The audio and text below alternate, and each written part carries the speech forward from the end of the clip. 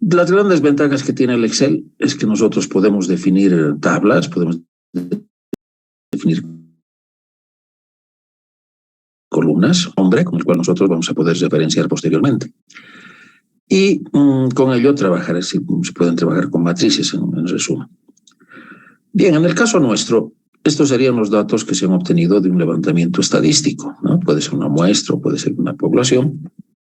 Y lo que nosotros quisiéramos ver es cuál es el comportamiento que tienen estos datos en términos estadísticos o en términos de frecuencia.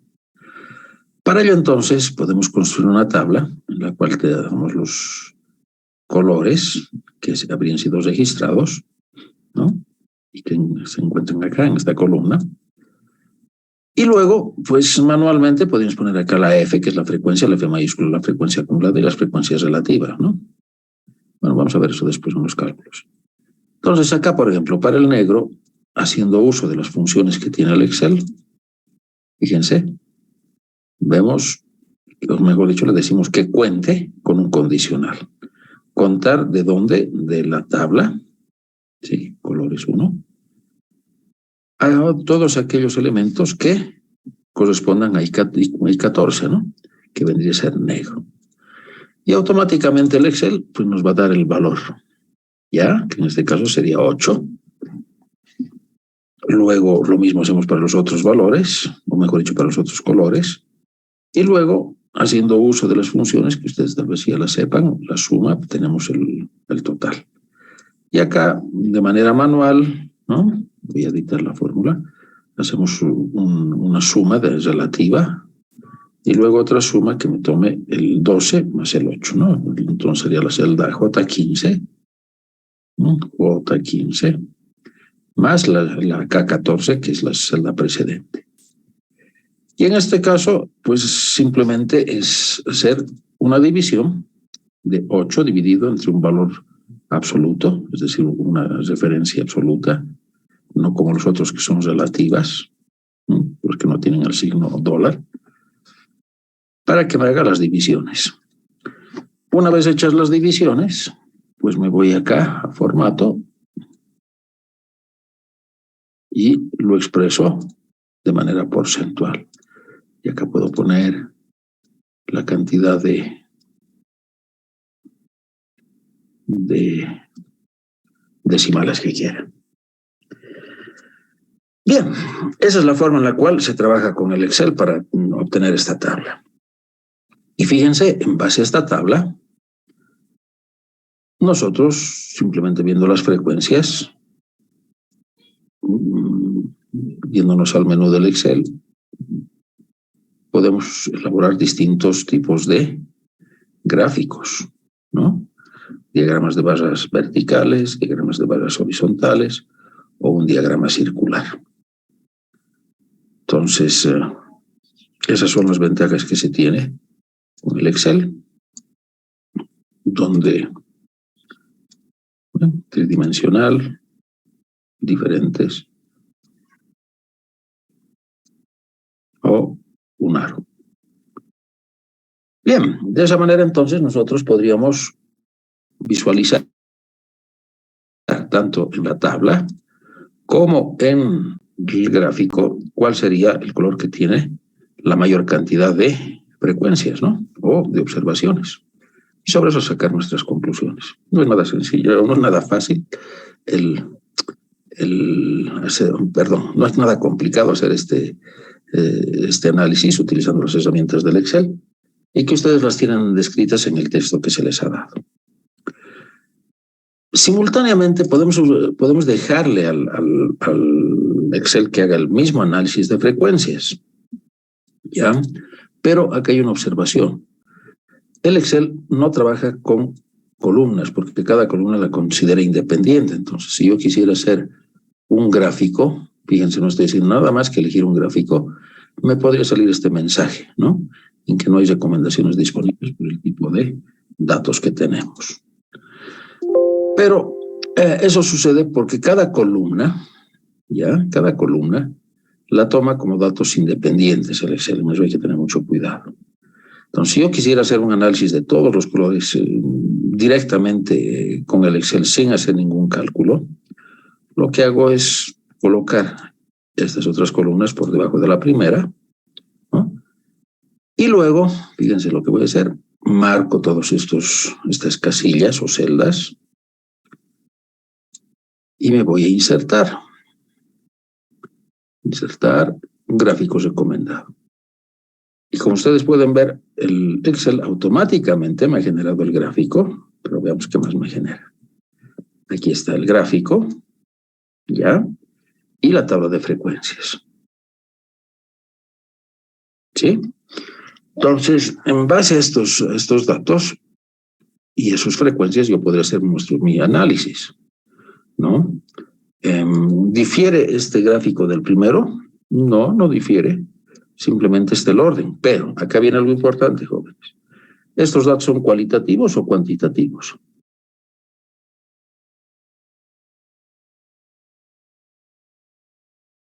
¿Qué tipo de datos son?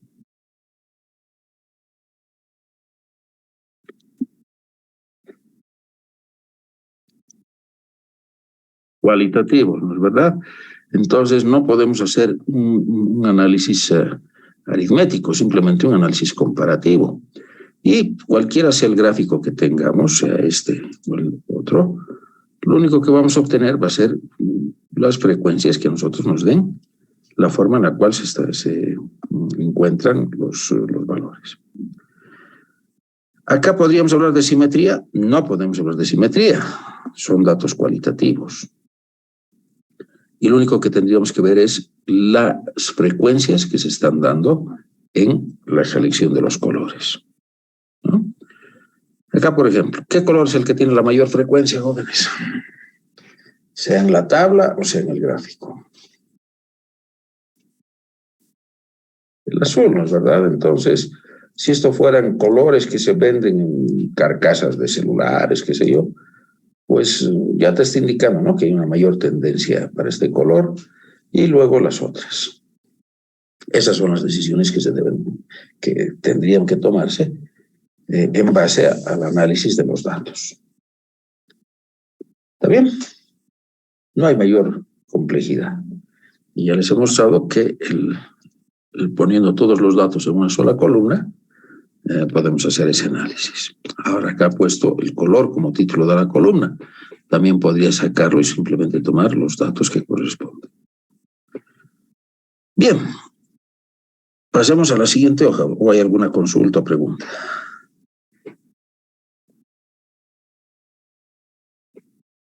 Pasamos a la siguiente, datos 1. ¿Ya? O mejor, a hoja 2, mejor, ¿ya? Esto vamos a traer acá. Listo, datos 1. Hoja 2. Nuevamente, acá tenemos, lo voy a ampliar la hoja, datos numéricos en este caso, que se encuentran en una tabla. ¿Ya? A esta tabla le he dado el nombre de edades, que vendrían a ser las edades que podrían haberse registrado en un curso. Entonces estamos hablando de una matriz de edades o de una tabla más que todo, ¿no? Una matriz, son diferentes las columnas. Y nuevamente, haciendo uso de los comandos del Excel, puedo sacar el valor mínimo, el valor máximo y el rango, ¿no?, entre el valor superior y el valor inferior. Entonces, acá tendría, fíjense, mínimo, ¿no?, si quieren que lo pueden ver, mínimo, de edades, está haciendo la referencia a la tabla. Máximo, lo propio con el comando max. Y el rango, bueno, ya vendría a ser un cálculo, ¿no?, que vendría a ser el valor máximo menos el valor mínimo, la celda H2 menos la celda H1, y la cantidad de datos, fíjense. No tengo que estarlo contando, porque no es difícil, pero imagínense que son datos ampulosos. Lo único que tengo que hacer es poner este comando, contar edades, y me va a dar la cantidad de datos que se encuentran en esa tabla. ¿De acuerdo? Muy bien, entonces, estos datos yo los puedo graficar de dos maneras, y eso es lo que quiero mostrarles en esta hoja. Aquí he puesto el recorrido de las edades, ¿ya? Desde 17 hasta 31. Lo pueden hacer con fórmulas o lo pueden hacer directamente con los comandos que tiene el Excel. Y luego he hecho uso de la misma función que tenía y que lo habíamos visto en la anterior hoja, que es contar con el condicional sí, el número corresponde al de referencia, ¿no? Entonces me cuenta todos los que sean 17, todos los que sean 18 y demás. Y en base a esos valores, fíjense, este es el recorrido de la variable, esta es la frecuencia absoluta. Yo puedo graficar, o ustedes pueden graficar, la forma en la cual se distribuyen los datos. ¿Ya? A ver, vamos a ver si podemos graficar dos gráficos.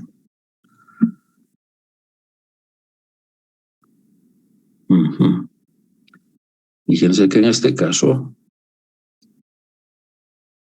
no me da mucha información, ¿no? Aquí tendría tres datos diferentes. Bueno, hay una forma de graficarlos para que todos los datos se encuentren incluidos. ¿Qué quiero decir con eso? Fíjense, acá tengo simplemente la referencia y las frecuencias. Pero si hago esto, me sale esta otra tabla, ¿no? Donde me permite manejar colores, ¿sí? Sombreados y, por ejemplo, acá el relleno, que sería rojo si quiero. Entonces cambia. Y podría añadir algún valor, ¿no? Entonces acá podría tener seleccionar datos, ¿ya?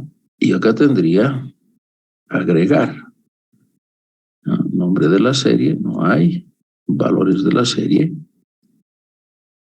Esta. ¿Sí? Y fíjense, me da un diagrama de barras, por esto, de la frecuencia acumulada hasta llegar al 100%. ¿Ya? Muy bien. Entonces, el nombre de la serie, frecuencia acumulada.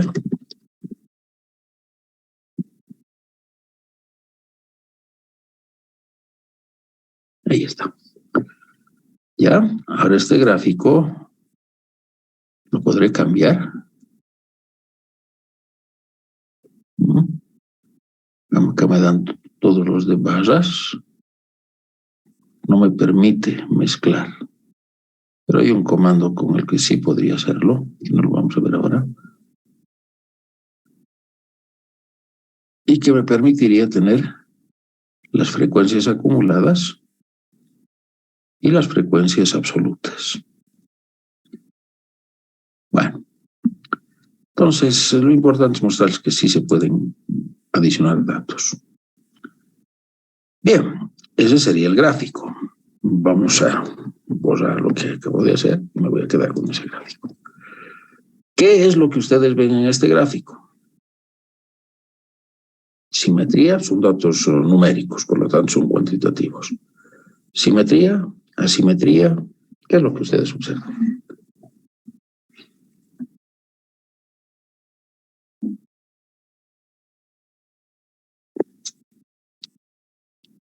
Yo ya sé lo que sucede, son ustedes los que tienen que aprender, o sea que les pido su participación.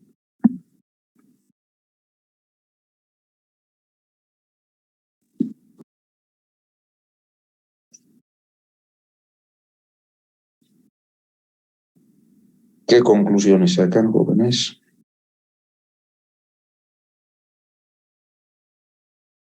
¿Ninguna? Ingeniero, ¿sería simétrico? ¿Ves alguna simetría ahí? ¿O ves más bien? No veo simetría. Los datos están sesgados o tienen mayor concentración con valores menores, ¿no? ¿Verdad? Sí, ingeniero. Bien. Ya. ¿Hay algún dato que se repite con mayor frecuencia que otro? Así que tenga mayor frecuencia que los demás. No, ingeniero. ¿Cómo? O sea, en el 19 y 21 son, o sea, no es, Ambos tienen el mismo, como dijo, el mismo rango. La misma frecuencia, ¿no? Rango es otra cosa. Exacto. Entonces, ¿qué tipo de gráfico sería este? ¿Unimodal o bimodal? Bimodal, ¿verdad? Esas son las conclusiones que quiero que saquen, jóvenes. ¿Saben? Hacer estos gráficos y demás cosas, cualquiera lo hace. Decimos lo que está el Excel lo hace. La cuestión es interpretarlos. Y para eso están estudiando, no están estudiando para aplicar fórmulas. Están estudiando para analizar los datos, interpretarlos y compararlos. Cualquiera sea la materia que tomen. O sea, que hagan funcionar, por favor, sus cerebros. ¿Ya? Muy bien.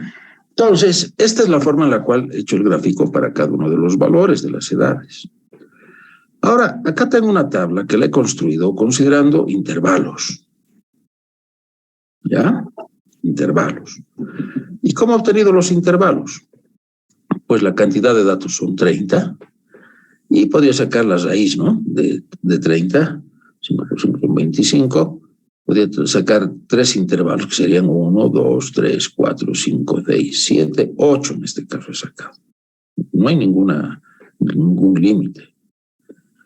Y le he dado un rango de 2, ¿no? Entonces, acá vendría a ser H3, ¿dónde está H3? Que es 14, ¿sí? Tendríamos entonces el intervalo, que es H4, que es la cantidad de datos, dividido entre H3, que es el rango, ¿no? La diferencia entre esos valores, y me da 2,14. Muy bien, entonces he tomado como el valor mínimo es 17, le he dado un valor de 16, porque va a haber un rango de 2, ¿no es verdad? 16 más 2 es 18, 18, 20, 22, etcétera, etcétera, etcétera. Fíjense que ya estoy agrupando los datos por intervalos. Y tengo el límite inferior, el límite superior y la marca de clase. Muy bien. Ahora, con la marca de clase y la frecuencia, he obtenido este gráfico, ya les he mostrado, ¿no ve? Es insertar un gráfico y aquí está. Muy bien, la pregunta que surge entonces es la siguiente. Acá tenemos los datos absolutos y acá tenemos agrupados. ¿Hemos perdido precisión? Eso es innegable. Pero, en términos generales, ¿hay un comportamiento diferente para el segundo gráfico donde tenemos los datos agrupados? ¿Qué observan ustedes? ¿Qué conclusiones sacan?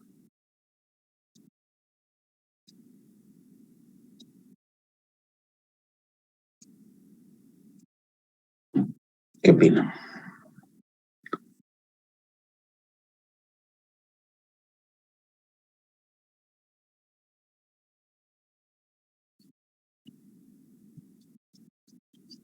Exactamente. Prácticamente el comportamiento de los datos, perdón, de los gráficos es similar, ¿no? En términos de dispersión y de concentración de datos. Lo que sí es innegable es que hemos perdido precisión, ¿no? Acá, por ejemplo, teníamos dos modas. En este caso solamente tenemos una moda. Entonces, esa situación, pues, podría dificultar el análisis si lo hacemos gráficamente y nos dejamos llevar simplemente por nuestra intuición. Lo cual no va a suceder, porque lo único que estamos buscando es ver la forma en la cual se concentran o se dispersan los datos, como bien lo dijo alguno de ustedes. Entonces, si yo quiero tener mayor precisión en mi análisis, ¿qué debo hacer? Debo obtener los valores representativos, ¿sí? Y los valores representativos, ¿cuáles habíamos dicho que eran? Un valor de tendencia central, 21 en este caso, fíjense, utilizo el comando promedio de edades, y el otro vendría a ser la desviación estándar, que sería 3,28, ¿no? Desviación estándar. Fíjense que acá he sacado una desviación estándar de muestra. Podría sacar otra desviación estándar, ¿ya? Desviación estándar de población, ¿no?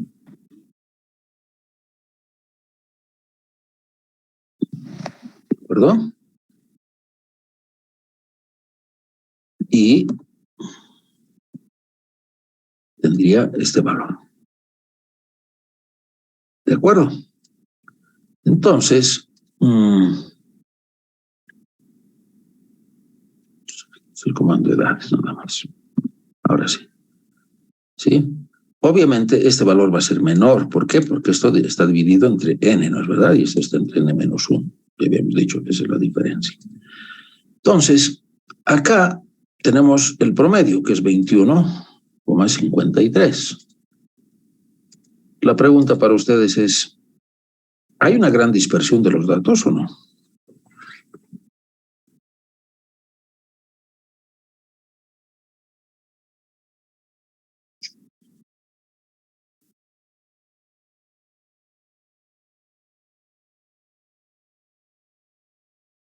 ¿Qué opinan?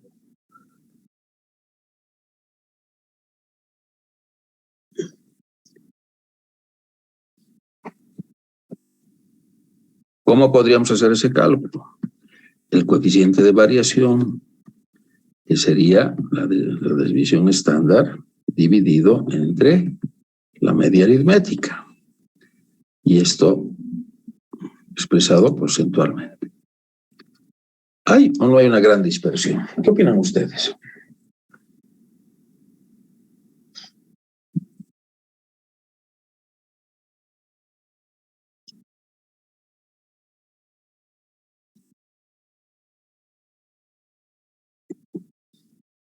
¿No opinan nada? Inge, una consulta. Bueno, ahí aparece un 15%. Podría representar que no es mucho, pero tal vez para los estándares de la medición pueda representar que es demasiado. No.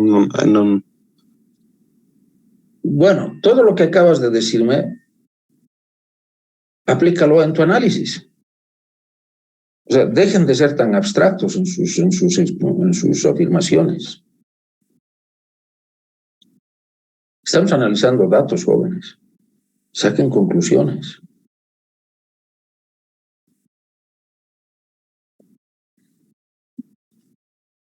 Ahí tienen todos los elementos para hacer su análisis.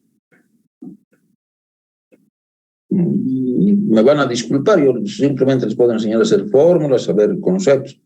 A pensar ya no puedo enseñarles.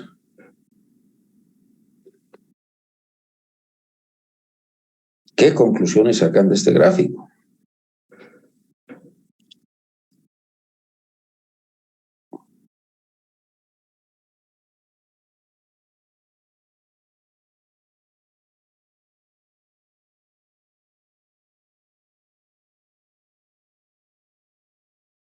¿Ninguna?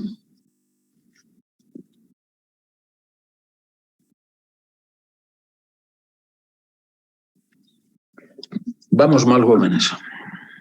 Cuando vayan a trabajar no les van a dar fórmulas, les van a dar problemas y ustedes tienen que sacar conclusiones. A ver.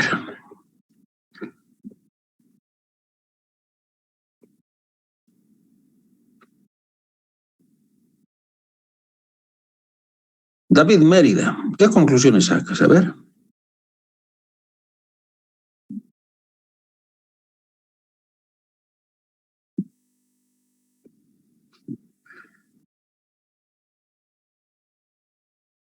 Bueno. Saben, sus colegas de electrónica me dan mucha más participación. No sé. Acá tengo un rango, tengo un número mínimo, tengo un número máximo, tengo acá una media de 21,53, una desviación estándar de 3,28. ¿Qué más quieren que les dé? Para que obtengan conclusiones. ¿Nadie?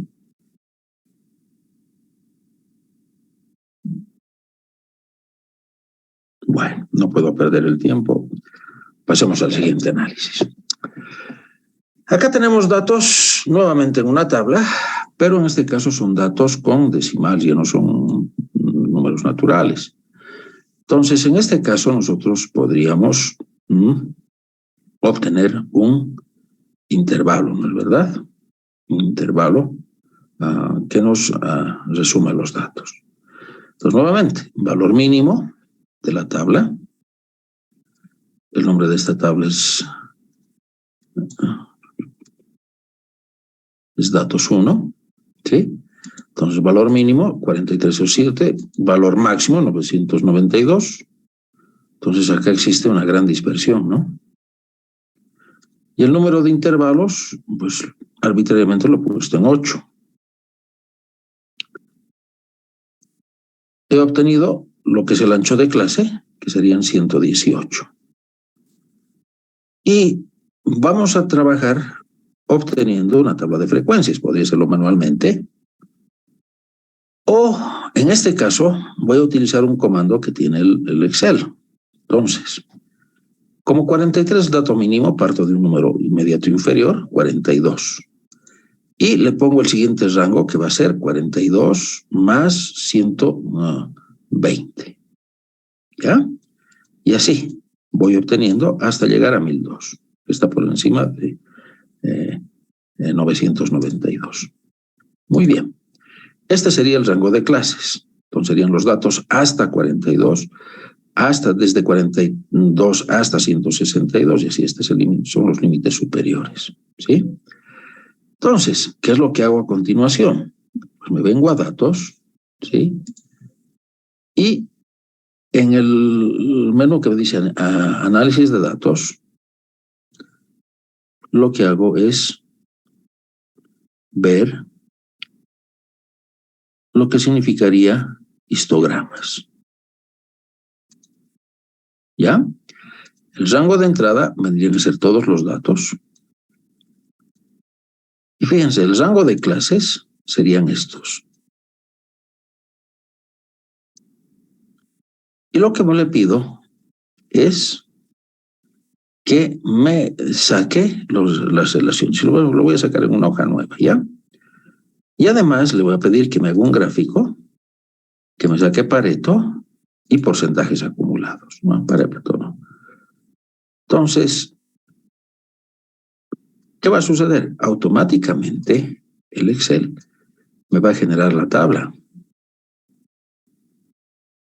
¿no? Hasta 42 son datos, los ceros, efectivamente. Y después tengo los otros datos. Y acá tengo las frecuencias acumuladas hasta el 100%, ¿no? Entonces, esta es la tabla que me estaría dando el Excel. Bien, nuevamente. Disculpe que los moleste, jóvenes, pero no tengo otra opción. ¿Qué conclusiones podemos sacar de los datos?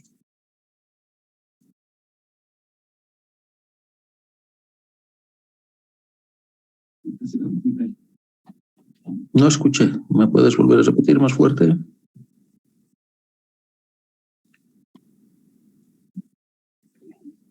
¿Hay simetría?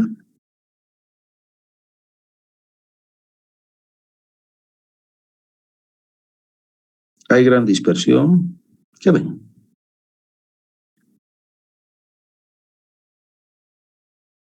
Ya. El punto medio, jóvenes, ¿es el que tiene mayor frecuencia o podríamos decir que no existe un punto medio como tal, real? El promedio, en otras palabras.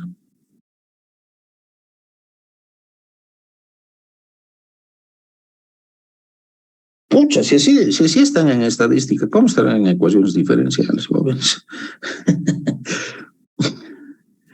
Bueno, ya es cosa de ustedes. Bueno, la media aritmética de los datos, nuevamente haciendo uso de los análisis, fíjense, es la misma tabla, ¿ya? La media aritmética, ¿qué me dice? De todos los valores, su media aritmética es de 504. Y la desviación estándar, que la he calculado que hubiera una población, de 319. Luego, en nuestra ¿Qué sesión, conclusiones? a través del caso de Camilo. Finalmente, respondiendo a la siguiente pregunta. ¿Cuándo se utiliza y cómo se construye un polígono de frecuencias? Puedes responder, te espero. Listo. Muy bien. Perfecto. Entonces, en base a esos datos, nosotros podemos analizar cuán alto es el grado de dispersión. ¿Alguna sugerencia, jóvenes?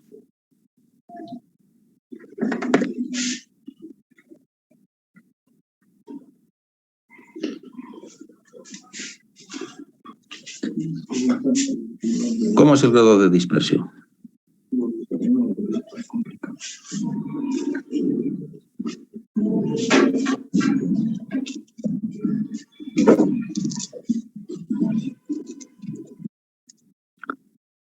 Alto, ¿no? 319 a 304. Lo podría sacar acá el coeficiente de variación, que sería la división entre esto, y me da un 63%. Entonces, es bastante elevado el grado de dispersión. ¿Qué otro dato podría obtener para hacer mi análisis? La mediana. ¿Ya? La mediana. Entonces, más mediana.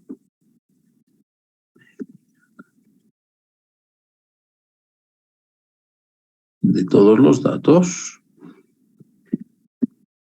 ¿Sí? Y es 500, que coincide. Entonces, me está indicando de que hay nomás una centralización de los datos. Sin embargo, fíjense, los datos están dispersos. Podríamos aceptar que hay una simetría, pero ojo, y es lo que les decía en la clase teórica, tenemos gran concentración de datos en los extremos. Por eso podríamos siempre en condicional, de que tenemos una cuasi simetría. Pero el problema que tenemos es que los datos no están concentrados alrededor de los valores medios, sino que se encuentran de manera dispersa. ¿Sí?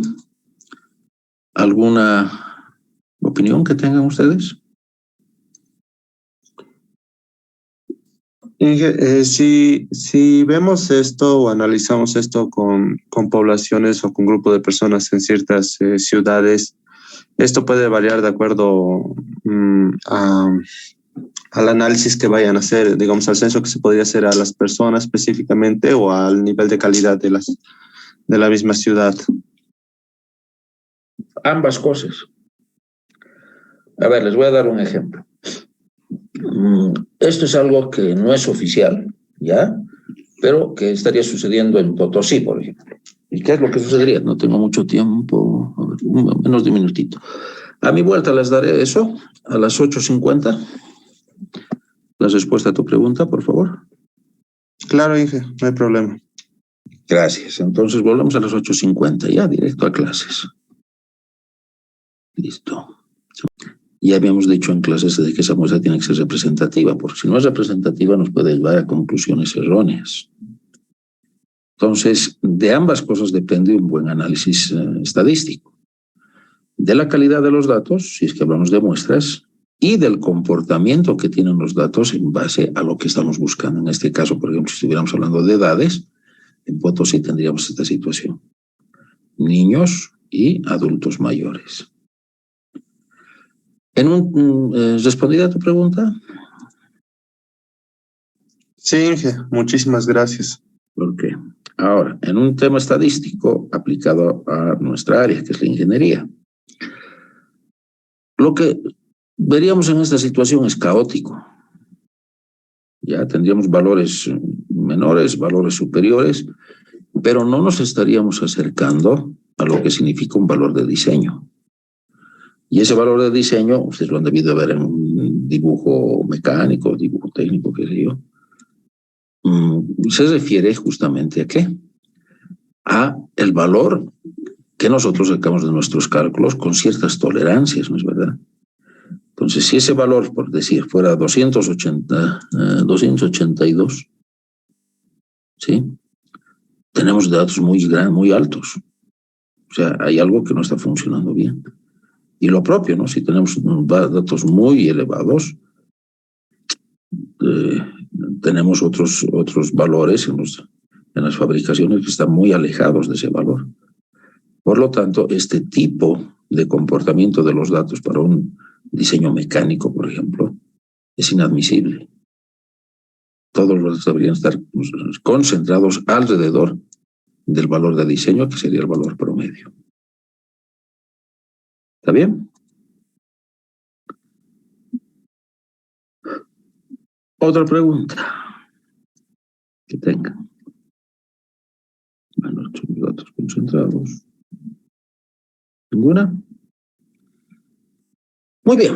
Entonces, esa es la forma en la cual podemos facilitarnos mucho del trabajo, de lo que significa la construcción de nuestras tablas de frecuencia y la forma en la cual podemos obtener los gráficos.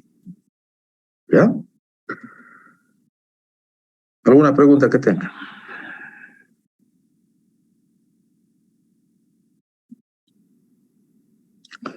Bueno, veamos entonces los ejercicios teóricos que se encuentran en la hoja de ejercicios. Son bastante sencillos, pero nuevamente no es el cálculo, es la interpretación, lo que vamos a ver en la mayoría de los casos. Comenzaremos por el primer ejercicio. Nos dice, calcule la media de los siguientes valores muestrales: 1,3, 7,0, 3,6, 4,1 y 5. El valor promedio obviamente va a ser la suma de los valores porque tiene una sola observación, es decir, su frecuencia es igual a 1, dividido entre la cantidad de valores que son 5, y nos sale 4,2 de valor promedio. Ahora, fíjense, este es el valor representativo de todos estos datos. Pero, ¿qué es lo que está pasando? Que tenemos altos valores en mayor cantidad. Y esos valores son los que están jalando el centroide hacia los valores superiores. Entonces, este 1.3, por ejemplo, quedaría camuflado, cubierto, dentro de este promedio. Entonces, querer sacar conclusiones simplemente con el valor promedio nos puede llevar a serios errores. Por eso es necesario también tener la otra medida, que es la de dispersión. B, demuestre que la sumatoria de x menos x barra es igual a 0. ¿Ya? Entonces, ¿qué es lo que hacemos? La sumatoria de los datos en sus diferencias, ¿no? Y vamos a encontrar que esa sumatoria va a ser igual a 0, lo que les decía en las clases teóricas. Y eso es obvio, ¿no? Porque el 4,2 es un centroide. Por lo tanto, si hacemos estas diferencias de distancias, se van a contrarrestar los valores inferiores con los valores superiores y por lo tanto el valor va a ser igual a 0. Por eso es que para el análisis de la varianza esto lo elevamos al cuadrado. ¿Ya? El segundo ejercicio, ¿qué nos dice? Midtown Ford emplea a 100 vendedores, a 10 vendedores.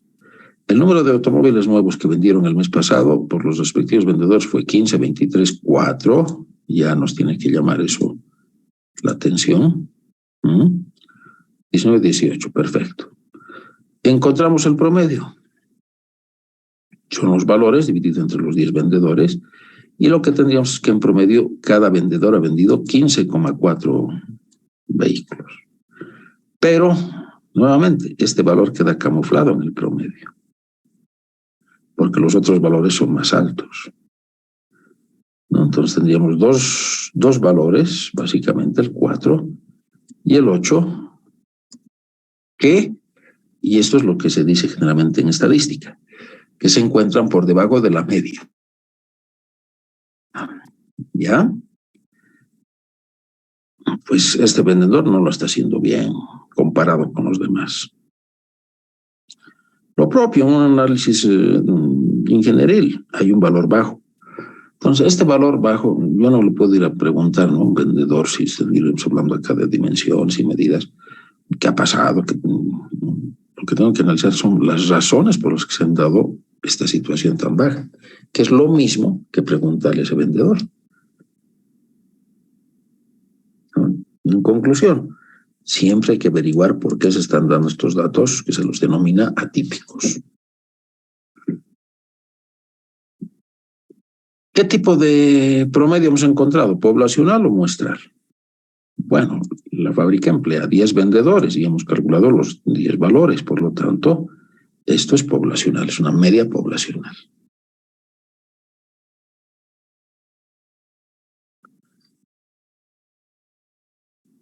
Siguiente ejercicio.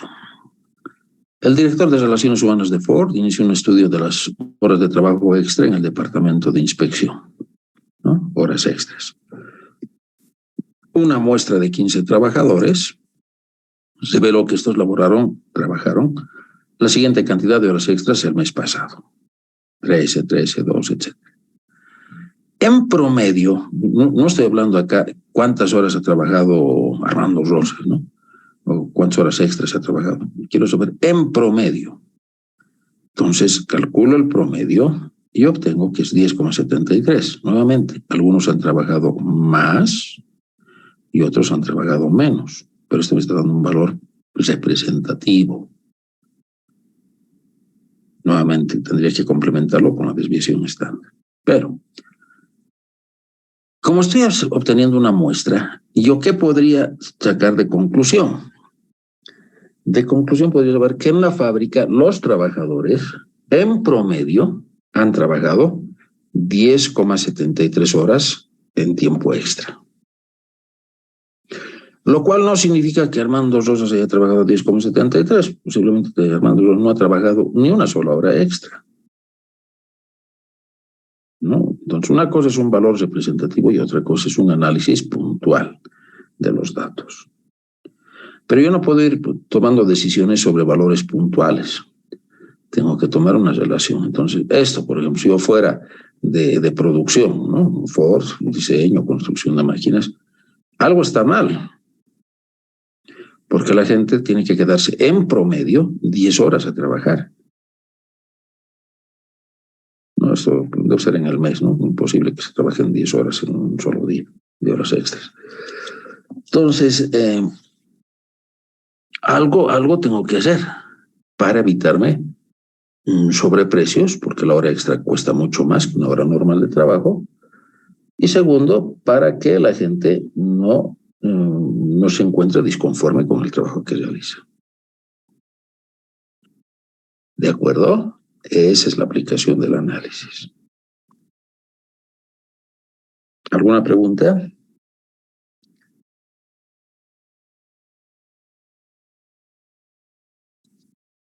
Muy bien. Se ha entendido.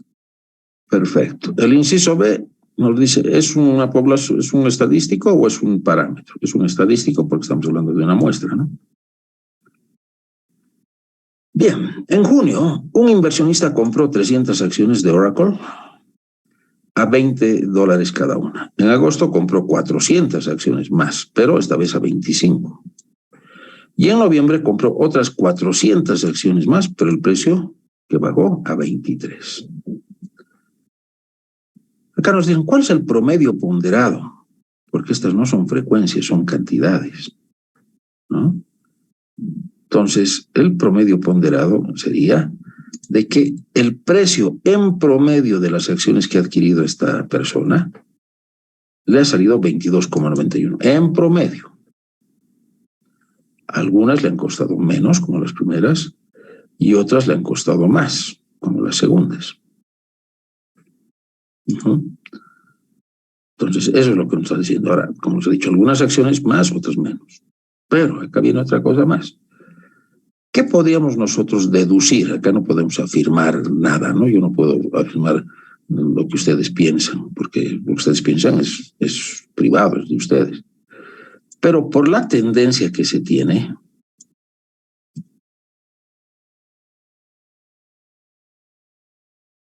esta persona ha visto que es conveniente invertir en Oracle porque el precio de las acciones está subiendo. Simplemente es una conclusión. Yo no puedo decir lo que yo digo es la verdad absoluta. Y fíjense, en su segunda compra subió 25 y en su tercera compra bajó a 23. Entonces yo podría asumir de que esta persona ha dicho no, la tendencia de estas acciones es a tener un mayor precio. Y como en la segunda compra han subido y en la tercera han bajado, de hecho, aprovechar esta oportunidad, ¿no? Porque si bien han bajado, van a continuar subiendo. Posiblemente así es como ha pensado. Ahora, ¿qué pasará en el siguiente mes? Nadie sabe. Pero esas son las decisiones que se toman en base a las tendencias y a los valores promedios que se podrían dar. Posiblemente el siguiente mes las acciones caigan a 19. Esa es la apuesta que hacemos en la vida cuando tomamos decisiones. O sea, aquí yo no puedo decir es una buena o mala decisión porque yo no sé lo que va a suceder en el futuro. Puedo estimar, como lo estoy haciendo con este vendedor. Son las apuestas. Les doy otro ejemplo. ¿Por qué están estudiando ustedes ingeniería mecánica o mecatrónica? ¿Cuál es la apuesta que han hecho? O simplemente ha sido porque me gusta. Es bueno que lo empiecen a pensar. Porque me gusta y también hay un gran campo laboral, ingeniero, en el ámbito, sobre todo para mecatrónica, de varias empresas automovilísticas, también chip, microchips, ingeniero. Y es una carrera bien interesante a mi gusto. Me parece excelente. O sea, yo respeto las decisiones de las demás personas. Yo no puedo decirte está mal tu decisión. Es tu decisión. Lo único que yo puedo hacer como docente de estadística es sugerirles que vean tendencias de mercado.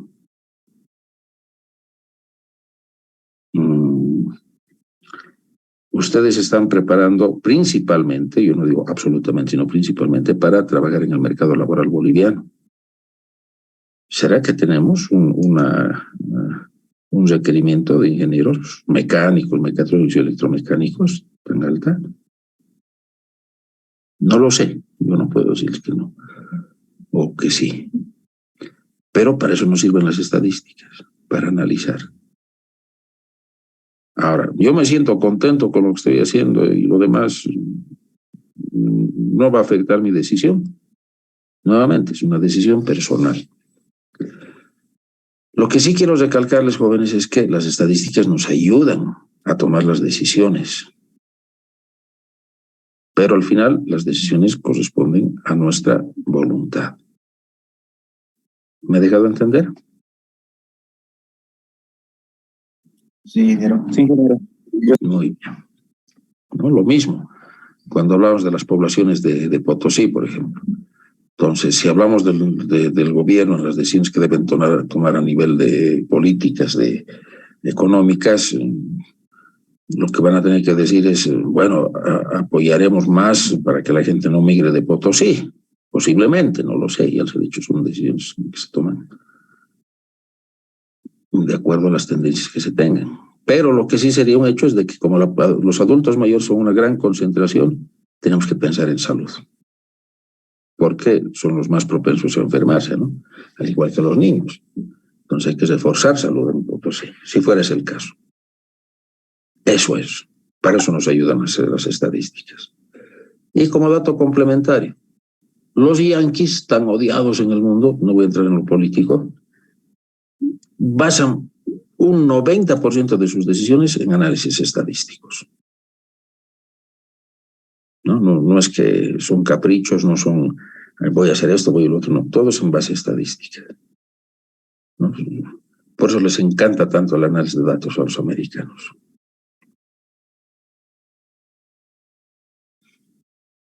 ¿Fallan? A veces sí, pero su error que tienen es menor porque están fundamentados en datos.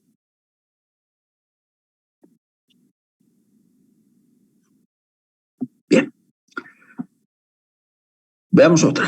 Andrews & Associates se especializa en leyes empresariales. Cobran $100 la hora de investigación, 75 la hora de asesoría y 200 la hora de redacción. Pucha, ¿por qué no se estudia Derecho? Así cobran en Estados Unidos. Bien, la semana pasada, uno de los socios dedicó 10 horas a dar asesoría a una clienta, 10 horas a investigar el caso y 20 horas a la redacción del expediente. ¿Cuál fue el monto medio ponderado por hora de honorarios por servicios legales? Entonces, nuevamente, aquí es un promedio ponderado que me da, en promedio, que cada hora le ha costado $121,25.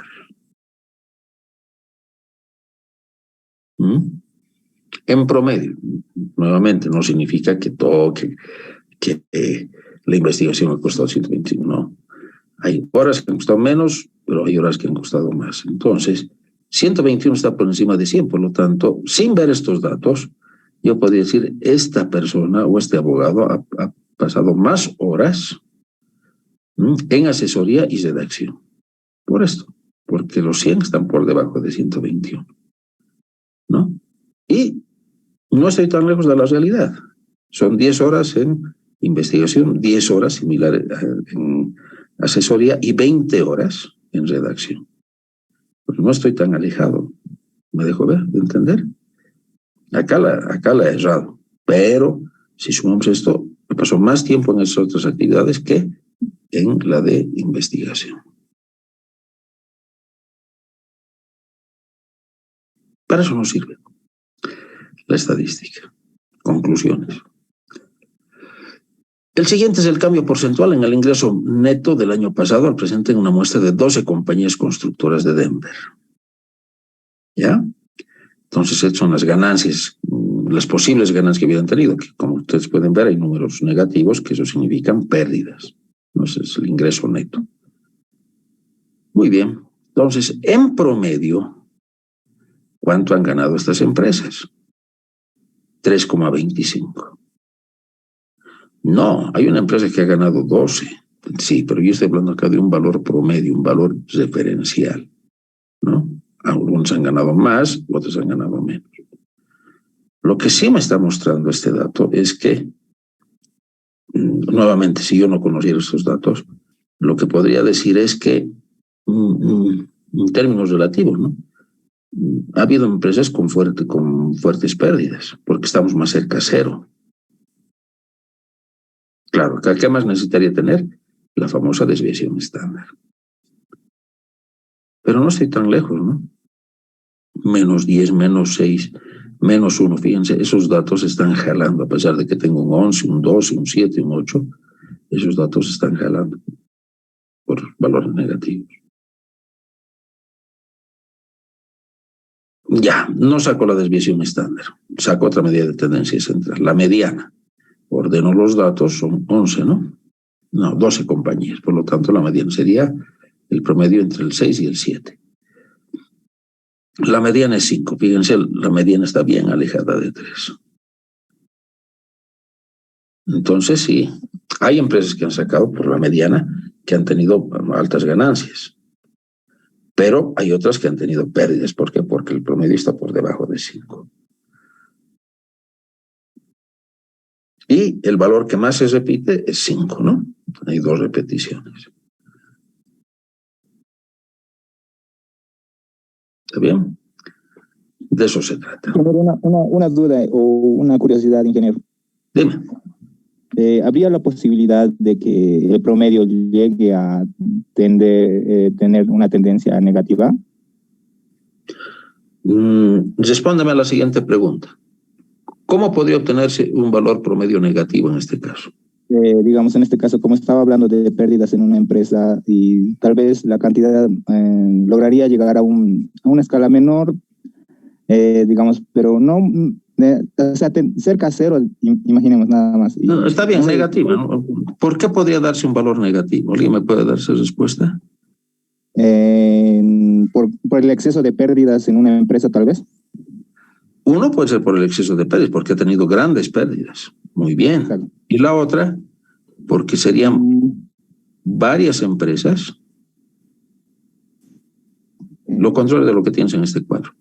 Varias empresas que en vez de tener ganancias han tenido pérdidas. Exacto. Entonces se puede dar esas dos situaciones. Una, porque una empresa ha tenido, por decirte, no ha tenido 10, ha tenido 20 de pérdida. Eso te jala, ¿no? Y eso te tiene que llamar la atención. Pucha, ¿qué ha pasado acá? Entonces ya empieza a analizar puntualmente. Y el otro caso, si tienes varias empresas que han tenido pérdidas. ¿Qué es lo que está sucediendo? Les cuento acá en Bolivia con las empresas del Estado. Todas tienen pérdidas. O la mayoría. No sé, yo no me estoy metiendo a política ni a administración. Estoy hablando de los datos que se tienen. Entonces, algo tienes que hacer al respecto. Y ese es el error en el que muchas veces caemos, ¿no? Creemos que la estadística es simplemente sacar los resultados de promedios, medias, desviaciones estándares y listo. No. La estadística es una herramienta que te está mandando un mensaje, te está diciendo algo no está funcionando o algo está funcionando muy bien y hay que mantenerlo. Pero sí es parte del análisis. ¿Me ha dejado entender? Sí, ingeniero, muchas gracias. ¿Por qué? A ti me pregunta. Muy bien, esta es similar, vamos a verlo. Veamos este último ejercicio. ¿Ya? La Oficina de Estadísticas Laborables de Estados Unidos publica mensualmente el índice de precios al consumidor, ¿no? Es la famosa inflación. Informa el cambio de precios de una canasta de artículos en el mercado de un periodo a otro. Y el índice del 2000 fue de 172,20 y en el 2009 se incrementó a 214,50. ¿Cuál es la media geométrica del incremento anual de dicho periodo? Muy bien, entonces ya les había dicho que la media geométrica se utiliza con los valores relativos. Pero antes de pasar al cálculo, ¿ustedes saben qué es la inflación?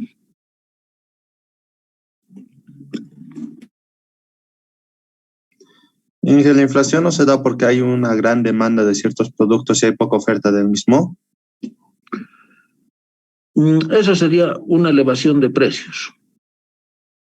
Pero muy bien, puede darse por esa situación. Podría interpretarse como la representación numérica del grado en el que los productos están ascendiendo en proporción al dinero que gana la gente, ingeniero, a base del sueldo, además de que se basa también en el cambio de moneda en relación a una moneda específica como el dólar o el euro. Ya, ese es el tipo de cambio, ¿no? Pero sí, también están referirse a ello.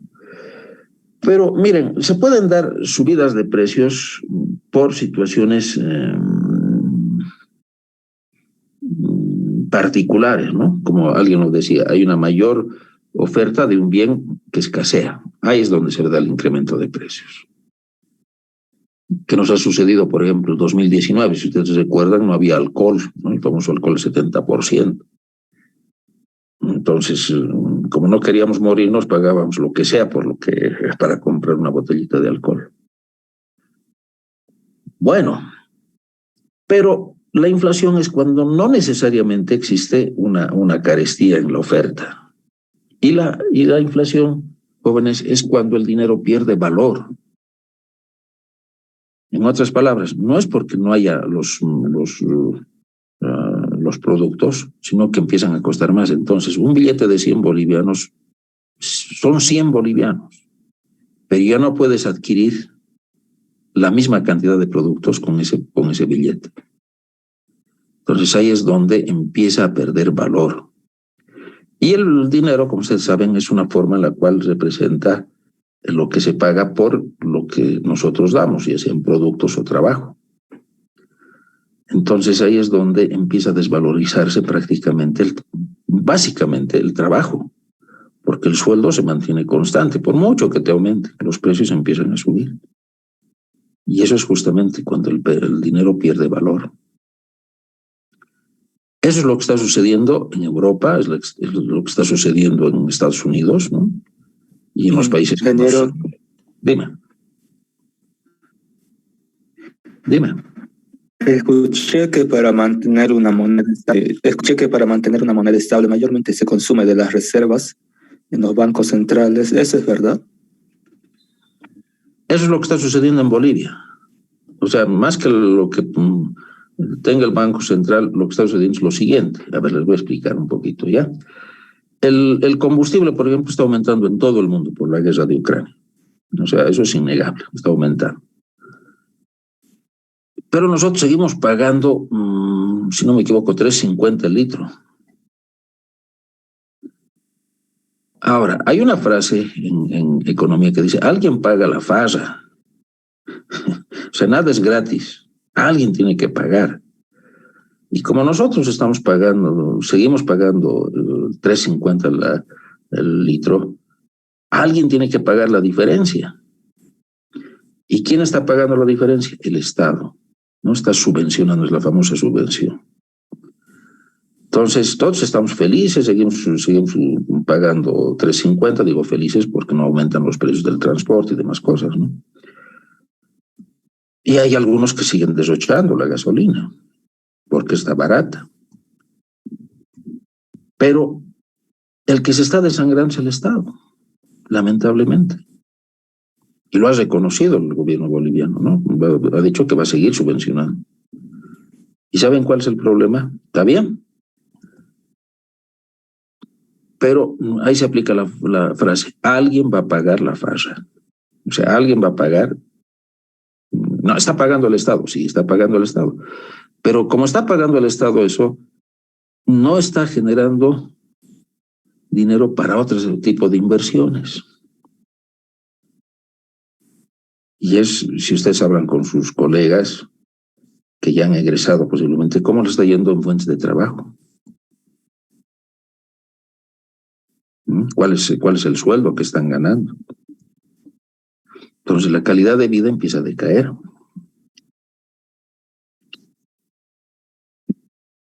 Esa es la situación. Entonces, no se olviden. Las estadísticas nuevamente nos muestran la realidad. Y son las decisiones que se toman al respecto. En Bolivia, nuestro gobierno ha decidido seguir subvencionando.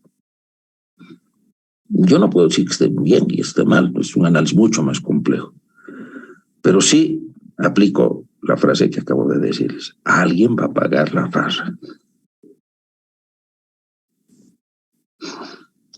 ¿Me he dejado entender? Sí, ingeniero, completamente. Muy bien. Entonces, como este es un dato relativo, y con esto vamos a acabar porque también se me está acabando el tiempo, tendría que ser cómo los precios han evolucionado desde el 2000 al 2009, ¿no? Entonces son relativos, del 2001 al 2000, del 2002 al 2001. Entonces, si echamos esa relación, 2001 al 2000, 2002 al 2001, entonces se van factorizando los 2001, 2002, 2003. Y lo que vamos a tener al final va a ser simplemente la relación del 2009 respecto al 2000. Pero ojo, son 9 datos. Otra cosa es que se han ido factorizando. Me he dejado entender, ¿no? El 2001 al 2000, el 2002 al 2001, el 2001 se factorizó con el 2001 y me queda el 2002 al 2000. Y así. Entonces se van factorizando y me queda 2009 al 2000. Raíz novena. ¿Por qué menos 1? Porque el 1 es el 100%. Entonces, cuando yo saco la raíz novena de 1,245, que es la relación acá, me sale un margen de precios de 1,02, les resto el 1, y en promedio, el incremento anual de los precios ha sido de 2,47. En promedio. Pero bajito, ¿no? Pero si lo multiplicamos por 9, para hacerlo más fácil, ¿cuánto se ha depreciado el valor del dinero? No nos olvidaremos de las fracciones. 9 por 2. 22.1825%, ingeniero. O sea que un billete de 100 bolivianos, ¿a cuánto equivaldría? Equivaldría a unos 78 bolivianos en general, redondeando. Eso es lo que está pasando. Ahora ya entienden lo que pasa con la inflación. Ahora, siempre hay inflación, les cuento, ¿no? Eso es en economía, siempre hay inflación. No puede ser la mejor economía, lo haces bien, pero siempre hay inflación. El dinero pierde valor por varias razones, que no es la materia para entenderlo. Pero el mensaje que les quiero dar con esto es que lo que hay que pensar es que hay que ver la forma de mantener tus ingresos. Exigiendo más sueldos, no lo sé. Ahorrando, sí, pero el ahorrar, a ver, imaginémoslo, poner el dinero bajo el colchón igual va a perder valor, ¿no ve? Si yo guardo bajo mi colchoncito 100 bolivianos, igual en 9 años va a perder 22 bolivianos. ¿Y generó la inversión? Eso, ver inversiones, ver otro tipo de situaciones, muy bien. O sea, que el dinero siga generando dinero. De eso se trata. En otras palabras, entonces, el dinero es otro commodity. Es igual que las papas. Las papas tengo que plantar, qué sé yo, semestralmente o anualmente para tener una nueva producción. Entonces, el dinero también, no lo voy a plantar, lo tengo que, alguien lo dijo muy bien, invertir. Para que me dé ganancias, pero parte de las ganancias va a ser para compensar la pérdida de valor. Y lo que resta es lo que habría ganado. Entonces, jóvenes, acá viene una conclusión bien importante. Ustedes están comenzando prácticamente su vida universitaria. Ninguna profesión, por mucho que lo digan, ¿no? Ninguna profesión debe descuidar el análisis económico. ¿De acuerdo? Sí, ingeniero. Muy bien. Entonces, eso es lo que tendría. Bueno, este tema lo veremos en nuestros últimos 5 minutos. Acá tenemos un estudio de una ciudad sobre la capacidad hotelera y se obtienen los siguientes resultados. De 0 a 10, de 10 a 30, fíjense, los intervalos no son de la misma longitud. Y tenemos bastantes datos. Entonces, con estos datos he construido una tabla de frecuencias que se encuentra también en la hoja de Excel. Aquí está. ¿Ya? Y como ven, no es simétrica. Hay un sesgo hacia los valores inferiores. ¿Ya? Entonces, voy a volver a la hoja de trabajo. Entonces, como ven, estos son el número de hoteles. Pero acá tengo un gran problema. Son 1, 2, 3, 4 intervalos de clase. Lo cual me lleva a que tenga una gran acumulación de datos, y eso ya lo habíamos visto anteriormente. ¿Qué me está dando eso? Que me está causando pérdida de exacto, ¿no? Tengo gran concentración de datos. Entonces yo no sé si 55 son para plazas de 31, si son plazas de 59, etc. Pero bueno, es lo que me han dado, pues con eso tengo que trabajar. Tampoco puedo decir, no puedo hacer. No. Entonces, en base a esa tabla, saco mi gráfico y veo esa concentración de datos que está dando acá. Pero, bueno, son 4, ¿no? 1, 2, 3, 4. Y veo que hay una gran concentración. Podría de alguna manera decir que es simétrico, pero no me animaría tanto a afirmarlo, ¿no? 100%. Y ver qué es lo que sucede. Entonces, aquí está mi tabla y aquí está el gráfico. Me dicen, ¿cuál es la proporción de hoteles que disponen entre 11 y 60 plazas?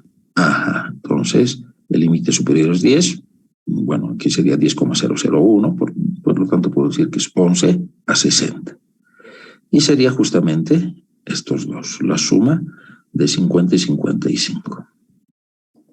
Que serían 105, no se olviden, es el acumulado, por lo tanto está sumando desde 25, ¿no? Muy bien, entonces, obteniendo los valores que tendría, 33% más 36%, el 70% de los hoteles tendrían esa capacidad, entre 10 a 30. Pero, nuevamente, 10 a 60 es bien amplio. Entonces, muchos hoteles posiblemente solamente tengan 32 plazas. Eso no lo sé porque los datos están agrupados. ¿Cuántos hoteles tienen 30 o menos plazas? 30 o menos plazas, entonces son la primera y la segunda, ¿no? Son la clase. Y serían 75, 25 más 50, 75 hoteles. ¿Cuál es la proporción de hoteles que disponen de entre 15 y 50 plazas? Acá ya me están pidiendo algo mucho más específico. Entonces, para hacer ese análisis, lo que hago es una relación de distribución uniforme y digo, entre 30 a 10 plazas, 30 a 10, son 50. Entonces, yo estoy diciendo, existe una uniformidad de distribución en ese rango. Entonces, si me están pidiendo entre 30 y 15, ¿no? Porque es el límite, saco la relación. ¿Cuántos serían los hoteles que tienen esa relación de disponibilidad?